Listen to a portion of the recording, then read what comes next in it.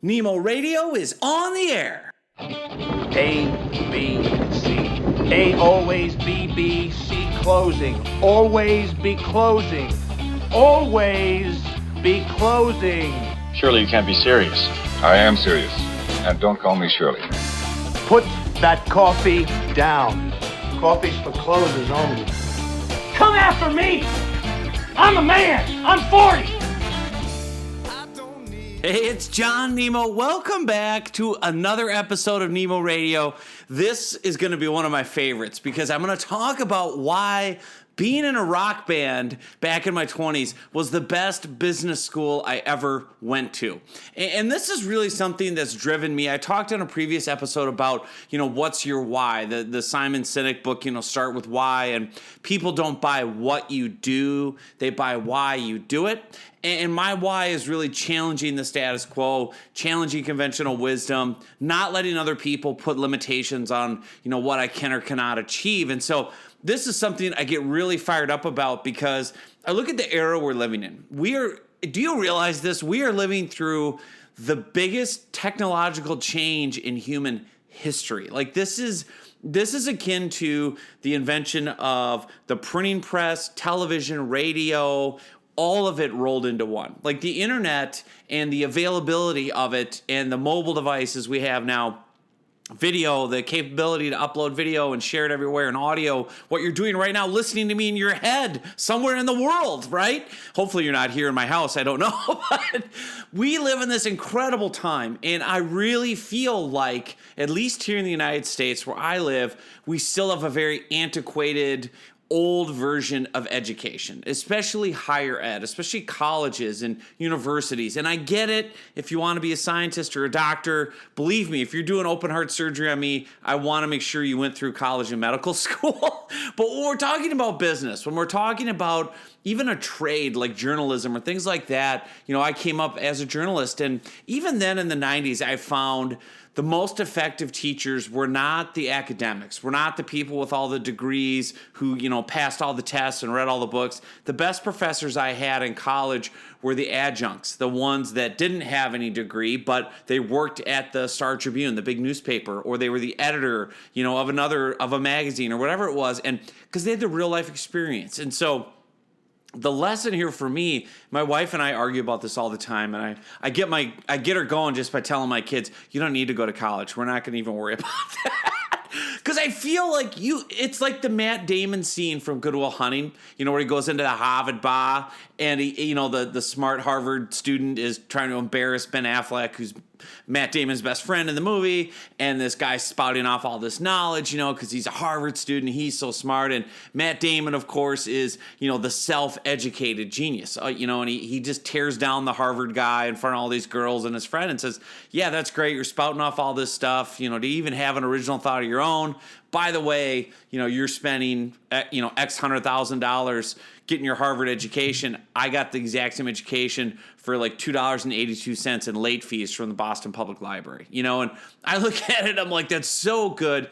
But even different now is like, you can get all this knowledge online right now for free or for very little cost relative to higher education in college. For instance, I've got a new course coming out on content marketing, and it's far and away the best course I've ever done. It's the most in-depth. It's everything I've learned over 20 years of creating and producing and utilizing content, how to sell, how to build funnels. And I feel like, and my business coach is going through with me, he's like, this is like getting a master's degree in content marketing, right? And really understand how to utilize it. And I'm thinking, yeah, you could go to a college or university and pay how many thousands of dollars to get an MA in marketing, or you could do online courses like mine or other people's. And honestly, that's how I've learned. That's how I've learned things is online. And it even goes back to just this concept that you cannot replicate real life experience when it comes to business, when it comes to entrepreneurship.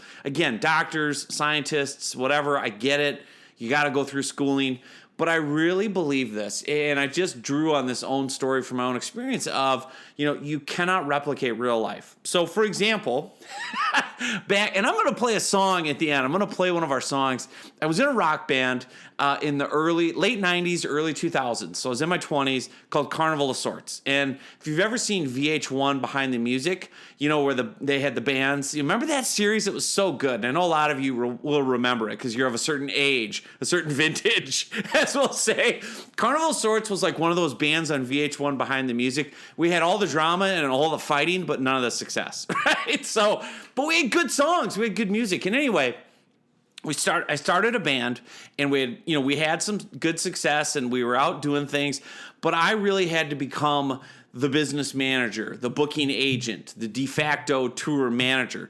Coming out of college at the time, I was a journalist for the Associated Press. Like, I didn't know anything about business. I had no formal training, but I had to learn marketing. I had to build and update a website for the band. I had to learn how to start an email list and what the value of that was and how to collect emails. I had to learn, how to sell. I had to learn how to get our band booked into different venues. And of course, being so naive, I thought, well, it's just about the music. And, you send your demo and are you a good band? And they're going to book you if they like your music. And no, it wasn't about that at all. For the bars, it was, can you bring in an audience? Because we want to sell a lot of beer, right? Like, do you have a following? Do you have an audience? If you don't, you're not getting a Friday night or Saturday night slot. Are you ridiculous? Like, 3 of your friends will show up, nobody will drink beer, and we're going to lose money.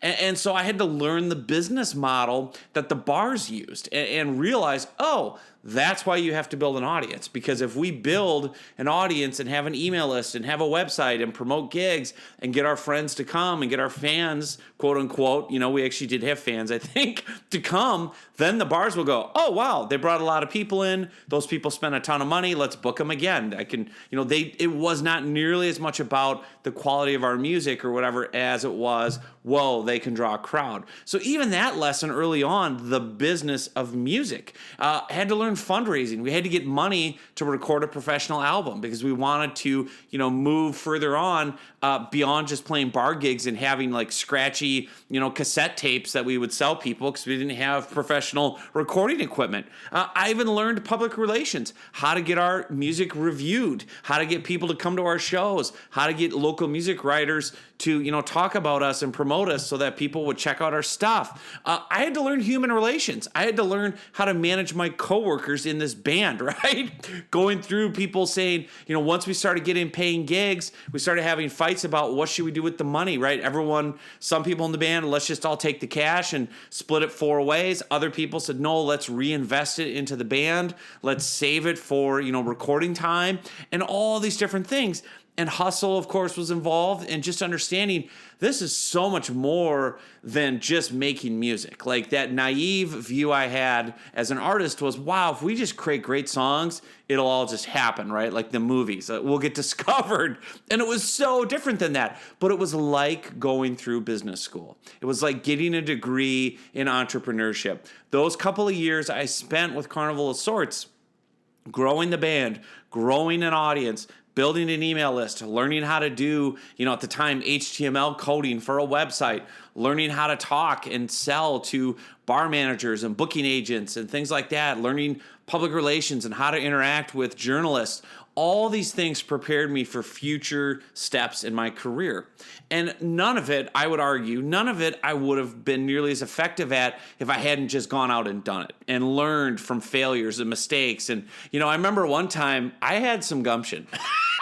We needed a bass player one time, and I cold called. I looked him up in the yellow pages or the white pages, whatever it was. I cold called the number 1 bass player in the Twin Cities in Minnesota where we lived. He was with the biggest band. He had been on TV. He was a big star. I just cold called him like, would you like to play bass in my band? And he was so taken aback. He's like, I'm sorry, who are you? But he was so polite. He's like, well, right now I'm only doing, paying gigs of this level and that. And, when you guys get bigger, come back to me, let me know. And I was just like, but I wasn't afraid. I wasn't afraid to take chances. I wasn't afraid to cold call the biggest bass player, who, by the way, now I've followed his career. He's played with like some of the biggest acts around. I'm like, I cold called that guy, right? But he was polite. He took my call.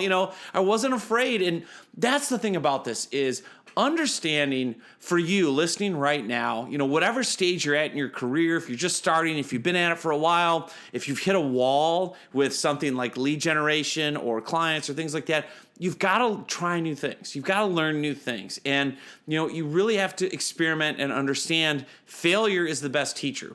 Going out and trying a new method, going out and having, the drive and the determination and the hustle to say, I think this might work. I think this could be really effective. I look at that experience I had on the Rock Band days, and that really drove me when I went out on my own in business to say, well, nobody's going to do it for me. I'm going to try some new approaches, some new methods. And the first one was really understanding, I need clients, I need business. I'm not going to do it the traditional way of cold calling and going to trade shows and traveling and buying ads. I'm just going to go on LinkedIn. I'm going to look up the people I want to sell my stuff to, and I'm going to start talking to them online.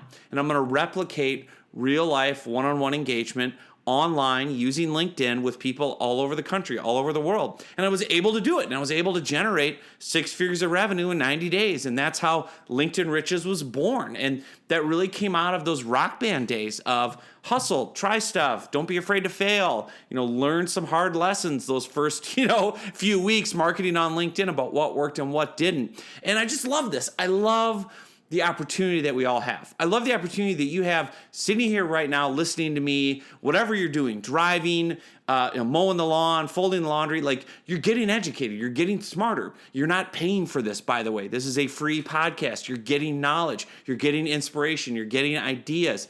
And this is the opportunity we have. You don't have to pay all this money for a big school, a big college, or get a degree. Now, I know certain industries are still backward and still judge you on those antiquated methods. But what I love about business is the market is the market. The market dictates your results. If you're sitting around waiting for permission or waiting for approval from people who say, you need to have this degree, or you need to have these letters after your name, or you need to do this path or this route, you're never going to succeed. Whereas if you just say, forget it, I'm going to challenge the status quo, I'm going to challenge, conventional wisdom, I'm going to challenge the people that say I can't do it my way or this way, go out into the market, do your thing, and the market will tell you. The market will tell you right away, yes, you're a success, we'll buy your stuff, or nope, this is falling flat, you got to come back, pivot, and adjust.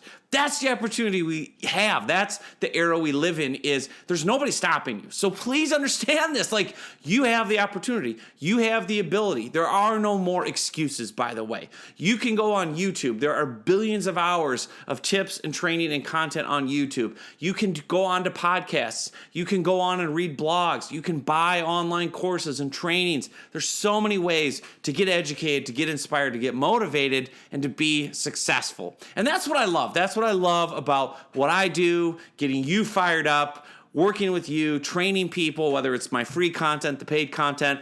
This is what I do. I love creating and sharing these ideas. Now, this would not be complete. This episode would not be complete without, a Carnival of Sorts song, right? So I'm going to select, now we have 10 songs from our album. We did raise enough money to cut a really good studio album. I'm going to pick one of my favorites. I played lead guitar, so listen for the guitar solos. And as you're rocking out to this song, go, wow, Nemo can actually play. So, and if you want more of the songs, I'll give them to you for free. We broke up in like the early 2000s. So, but I have MP3s of the song. So if you dig it and you want more Carnival of Sorts, just email me, john@linkedinriches.com. Say, hey, I like that song. Send me some more, and I'll give you a link to a folder. You can download the MP3s. Because you know what? The music never dies, man. The music never dies. So anyway, thank you for listening to this episode. I'm going to take you out with a little bit of Carnival of Sorts.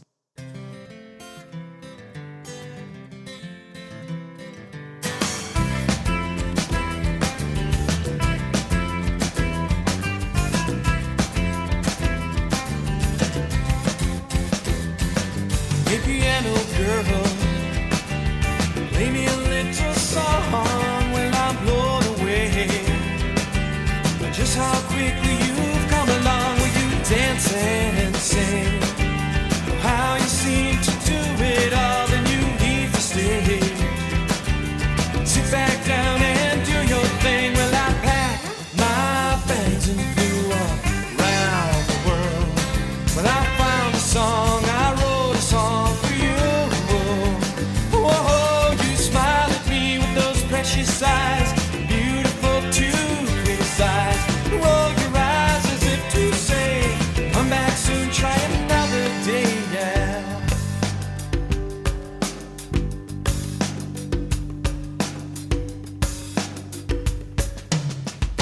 piano girl.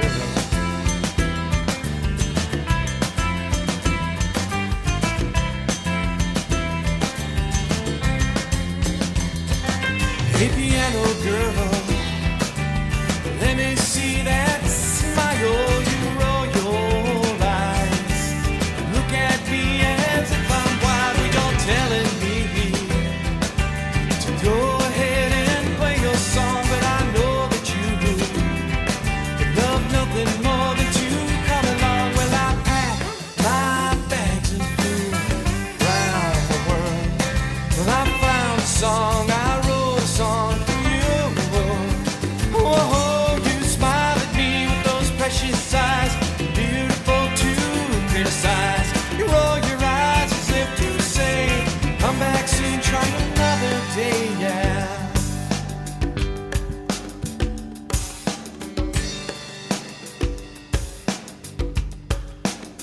Hey, piano girl.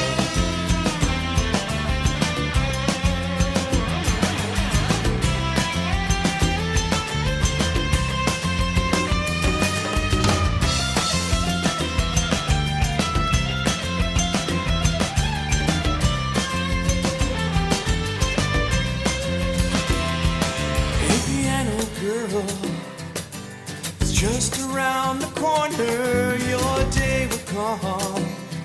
You have the greatest mind of anyone. You'll hold on true to all the things that matter most. You shine on through. Do unto others as they do unto you. Well, I packed my bags and flew around the world. Well, I found a song, I wrote a song for you.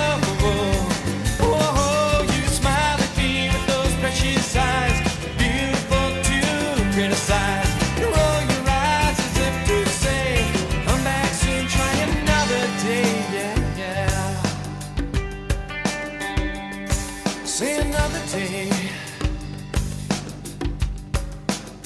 Hey, piano